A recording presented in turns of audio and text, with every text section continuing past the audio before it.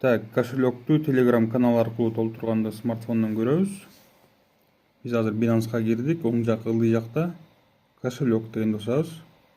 Андан кийин үстүнөн Spotify дегенди басабыз. Spotify'ду баскандан кийин сары болуп турган ввод дегенди басабыз. Бул жерде эки вкладка бар: криптовалюты, анан фиат. Биз криптовалютуну тандайбыз. Андан кийин ошо криптовалютунун үстүндө поиск деген жерге басып туруп USDT деп жазабыз. Же болбосо буга чейин биз сатып алган болсок, история поиска дегенге чыгып калат могул жерге. Ушул жердеги USDT дегенди басабыз. Андан кийин сет тандайбыз. Tron ERC20. Болду. Сиз жанагы Telegram каналдан сүйлөшкөн киши менен жолукканда ага ушул QR кодду көрсөтсөңүз болот. Ал QR код аркылуу сизге USDT жөнөтө алат. Эгер ал QR код менен жөнөткөндү билбесе, адрести жөнөт десе, анда ушундай кылабыз. Муну басабыз дагы.